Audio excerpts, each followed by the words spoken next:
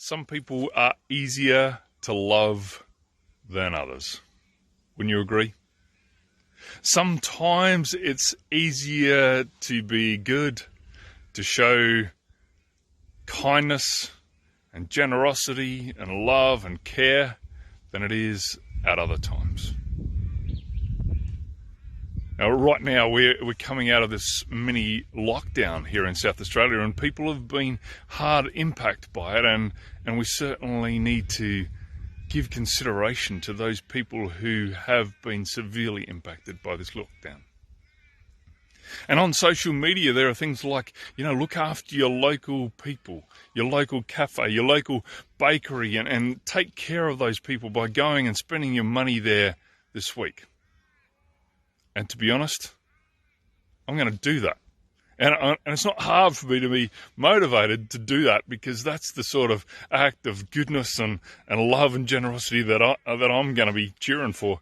Because, let's be honest, I get something out of it too. That maybe they might show gratitude, or maybe they might not. I don't know. That doesn't matter. But either which way, I'm going to get something out of it, aren't I? My coffee, my croissant, whatever it happens to be. Other acts of love and generosity just happen without anybody knowing, and are much harder to give. For myself, I think some of the greatest acts of love that I've ever seen are people who are carers for someone in their home who might be really difficult to care for.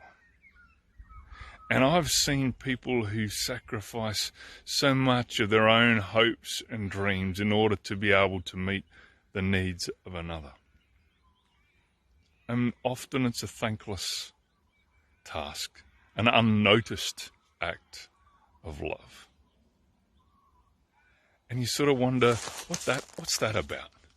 Those people who are giving so enormously and no one really knows, and other people who might give something and everyone notices and they get some sort of reward back. One time Jesus explained something about this. He said, you know what, there will come a time, and this is me paraphrasing obviously, there will come a time when everyone will be gathered before the King, the great judge, and the King will look at the people before him and say, do you know what? You guys, you are blessed, because when I was hungry, you fed me. When I was thirsty, you gave me something to drink. When I was naked, you clothed me. When I was sick or in prison, you visited me. You are blessed. And the people would say, but hold on, we didn't see you. When did we do that? We don't know about that. And Jesus said the great King, which is Jesus himself, would say to them, when you did it to the least of the people around you, you did it to me. In other words, these people whose motivation wasn't about getting something in return, who didn't think to themselves, oh, this is someone important, I'll show them love and care, who didn't think to themselves, wow, if I do this good thing, I might get something back, who just sort of did it almost without noticing it, just out of their heart. There will come a time that they will receive their reward. Probably because they're not doing it for a reward. And the flip side also happens. And the King looks at those people who do nothing like that and say, you know what, when I was hungry, you didn't feed me. When I was thirsty, you didn't give me anything to drink. When I was naked, you didn't clothe me. When I was sick and in prison, you didn't visit me. And they'll say, oh, hey, but hold on, if we saw you, we would have done that. When did we not? And Jesus says the great King will say, but if you didn't do it to the least of those around you, you didn't do it to me. And I felt that pain. You see, if you know anything about God, if you know anything about Jesus, you will know that God's heart is for all people, even for the least of people.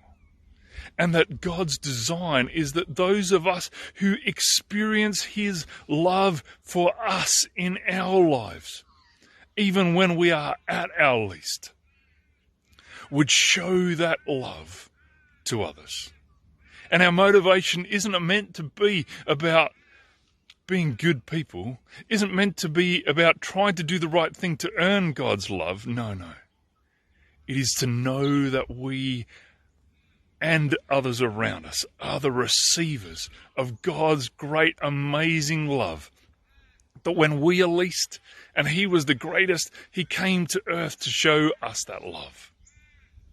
To be made as little as we are, so that in humility and sacrifice, and even when we haven't understood, God's love for us is so great. And out of that, out of some glimpse of understanding of God's amazing grace and love for us, and that love and grace is equally for those around us, even the least, even the hardest to love, that we might be his hands and his feet, that we might be the ones who show God's great love to those around us, feeding the hungry, giving the thirsty something to drink, clothing those who are naked, visiting the sick and those in prison, and other acts of love that you and I might get a chance to show. May you know God's great love for you and for those around you, and may you be a part of God's great plan to show that love to each other.